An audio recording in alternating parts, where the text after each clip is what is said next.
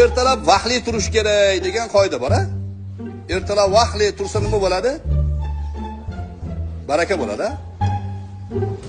Suqrotni eshitganmisiz, Suqrotni? Suqrot ertalab hech vaqtli turmas ekanda. Onasi unga keyin dakki beraverar ekan. Bir kuni bir faylasuf oldiga olib boribdi, ustozining oldiga. Shu o'g'limga bir nasihat qilib qo'ying, bir misollarni keltirib, ertalab vaqtli turishning foydasini o'rgating desa, ustozi aytibdi.